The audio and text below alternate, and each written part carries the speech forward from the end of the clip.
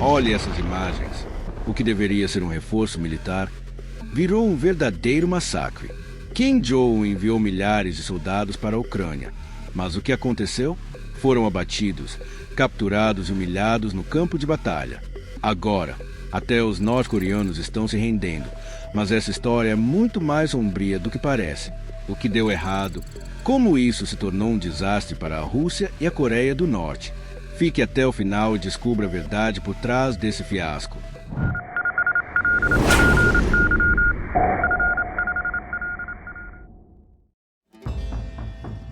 Olhe essas imagens. O que você vê? Um avanço militar poderoso, um exército implacável. Pois bem, a realidade é bem diferente. Um evento inesperado transformou o campo de batalha da Ucrânia no pior pesadelo para Vladimir Putin e Kim Jong-un. O que deveria ser um reforço militar virou um desastre colossal.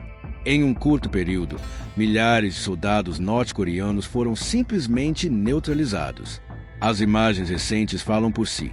Centenas de combatentes tentando avançar, mas sendo varridos pela defesa ucraniana. O motivo? Falta de treinamento, estratégia e apoio real. Agora, veja isso. 4.500 soldados norte-coreanos já jogaram a toalha e se renderam. Isso mesmo. A suposta lealdade inabalável ruiu diante da brutalidade do combate moderno. Sem saída, muitos preferiram se entregar a continuar servindo como bucha de canhão para Moscou. E como a Rússia está lidando com isso? Simples. Isolando esses prisioneiros, temendo que possam causar ainda mais problemas. Os soldados norte-coreanos recebem uma única ordem: avançar a qualquer custo. E quando digo a qualquer custo, é sem equipamento adequado, sem suporte e sem recuo permitido. Ou seja, a receita perfeita para o desastre. Mas calma, a história fica ainda pior para Moscou. 2 soldados capturados entregaram tudo. Revelaram que muitos norte-coreanos veem a rendição como uma opção viável. E se a Ucrânia jogar suas cartas direito, metade dessas tropas pode simplesmente desistir de lutar e se entregar. Afinal, a única coisa que esses soldados sabiam era o que o regime de Pyongyang contou para eles. E adivinhe, era tudo mentira. A rendição em massa dessas tropas gerou um impacto político e militar devastador. Putin, que já estava desesperado, foi buscar reforços no único país disposto a oferecer ajuda, a Coreia do Norte. Mas tem um detalhe: os soldados enviados não estavam preparados para um campo de batalha moderno. E o resultado? Foram trucidados. Agora veja isso. As imagens mostram grupos de soldados norte-coreanos avançando como se fossem conquistar o mundo, mas rapidamente são cercados e eliminados pelos ucranianos. O motivo? Eles avançam sozinhos, sem apoio russo. Alguém ainda tem dúvidas de que estão sendo usados como carne de canhão? E a situação piora. Recentemente, esses soldados foram vistos na vila de Makiiva. Eles estavam confiantes, até perceberem que estavam em terreno aberto, sem cobertura e contra um inimigo que os enxergava antes mesmo de chegarem perto. O exército ucraniano, com drones monitorando cada passo, simplesmente os encurralou e neutralizou. Os norte-coreanos não sabiam nem como reagir.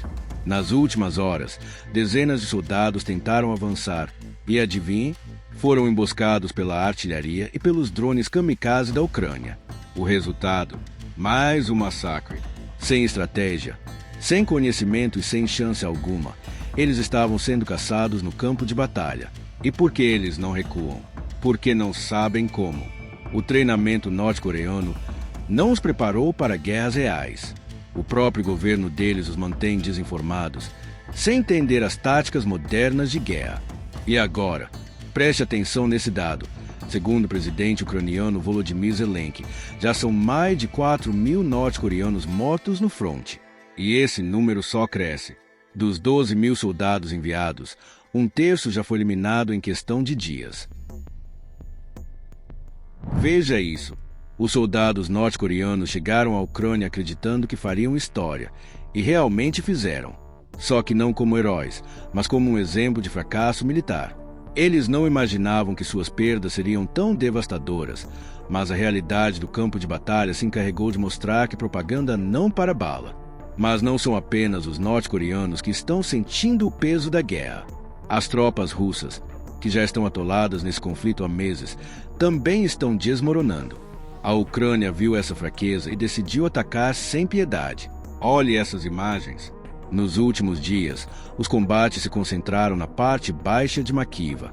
O que restava das forças russas tentava se segurar como podia, mas os drones ucranianos e ataques cirúrgicos transformaram esses postos de controle em poeira. Agora, pare e pense, como um exército pode vencer uma guerra se nem consegue comandar suas tropas? Simplesmente não pode. Sem centro de comando e com as unidades norte-coreanas à beira do colapso, a Rússia abriu uma brecha gigantesca em sua defesa. E a Ucrânia aproveitou a chance imediatamente. Recentemente, os ucranianos lançaram uma operação inteligente e brutal.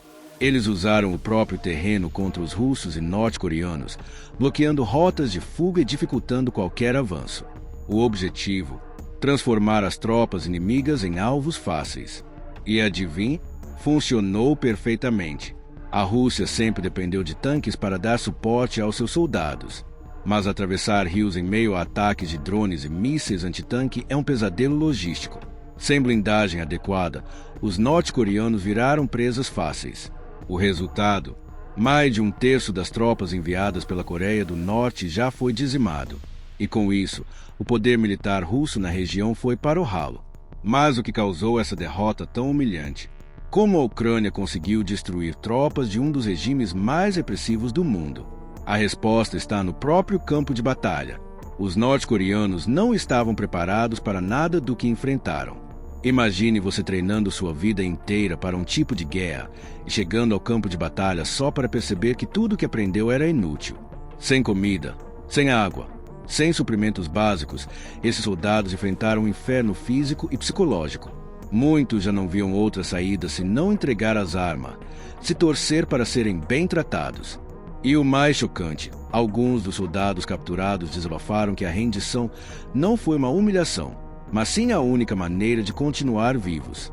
Imagine ser enviado para um treinamento militar, sem aviso, se encontrar no meio de uma guerra brutal, lutando contra um inimigo que você nem sabia que existia. Esse foi o destino de um soldado norte-coreano capturado pelas forças ucranianas. Identificado como Choi, ele revelou que foi enviado à Rússia em um grupo de 2.500 combatentes, supostamente para um curso de formação. Mas, ao chegar, a realidade foi bem diferente. Ele estava na linha de frente, enfrentando fogo cruzado e encarando a morte a cada instante. Segundo ele, os oficiais norte-coreanos garantiram que os inimigos não eram apenas ucranianos, mas também soldados da Coreia do Sul. Uma mentira cuidadosamente planejada para manter o moral e alimentar o ódio entre os combatentes. O controle ideológico era rigoroso. Cada batalhão era vigiado por agentes do Ministério da Segurança do Estado, que monitoravam até mesmo os pensamentos dos soldados antes de cada confronto. Choi foi ferido em combate, com graves lesões no braço e na mandíbula. Capturado pelos ucranianos, foi colocado em confinamento solitário. Sua cela, apertada e fria, tinha apenas uma televisão chinesa tocando músicas ao fundo, um contraste cruel com a guerra brutal que acabará de vivenciar. Em meio às lágrimas, ele confessou que tudo o que queria era estudar, seguir os passos da família e ingressar na universidade. O mais curioso, Choi não veio de uma família qualquer. Seu lado paterno é repleto de cientistas, pessoas que dedicaram suas vidas à pesquisa e ao desenvolvimento, mesmo dentro do regime fechado da Coreia do Norte. Ele cresceu ouvindo histórias de inovações, experimentos e teorias acadêmicas, mas a dura realidade do país fez com que sua família vivesse em extrema dificuldade financeira. Enquanto sonhava em seguir os passos dos parentes e construir um futuro no meio acadêmico, a miséria e a repressão empurraram para o exército, onde acabou servindo como peça descartável em um conflito que não era seu. Agora, como prisioneiro de guerra, ele só tem um desejo: sobreviver. Eu encarei a morte inúmeras vezes. Só quero viver de acordo com as expectativas dos meus pais e realizar meu sonho, disse. Agora pare e pense, por que um dos regimes mais isolados do mundo decidiu se meter em uma guerra que nem é sua? O que Kim Jong-un esperava ganhar enviando milhares de soldados para um conflito que já estava ruindo para a Rússia? A resposta é simples: desespero. A Rússia não vê a Coreia do Norte apenas como um aliado, Moscou enxerga Pyongyang como um peão em seu jogo contra o Ocidente. Desde o início da guerra, Putin decidiu usar os norte-coreanos como uma ferramenta para reforçar seu exército, só que ele esqueceu de um detalhe: ferramentas quebradas não funcionam. A Coreia do Norte, por outro lado, não está nessa por amizade. Kim Jong-un quer uma coisa: gás natural e petróleo russos. Com sua economia sufocada por sanções internacionais, Pyongyang precisava desesperadamente de um aliado que pudesse fornecer esses recursos. O problema: eles apostaram no lado errado. Enquanto a Rússia tenta se segurar com soldados mal equipados, a Ucrânia vem acumulando poder militar e tecnológico sem precedentes. Veja isso. Com a ajuda do Ocidente, a Ucrânia recebeu equipamentos modernos, inteligência estratégica e sistemas de defesa de última geração. O que aconteceu com os norte-coreanos quando entraram nesse cenário? Foram completamente destruídos. Agora, olhe essas imagens. O exército ucraniano, utilizando drones e artilharia moderna, simplesmente desmontou qualquer tentativa de ofensiva norte-coreana. Sensores térmicos e radares eliminaram qualquer chance de movimentação sem ser detectado. Os soldados de Kim Jong-un nem sequer sabiam de onde estavam sendo atacados. E se você acha que os norte-coreanos já estavam desmotivados antes, imagine agora. Eles chegaram confiantes, acreditando na propaganda do regime, achando que iriam esmagar a Ucrânia ao lado da Rússia. Mas bastaram algumas semanas de guerra real para perceberem que estavam em uma missão suicida. A frustração e o pânico se espalharam rapidamente.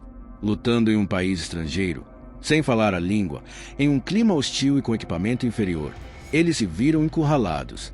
Agora, veja isso. Relatos de soldados capturados mostram o desespero absoluto.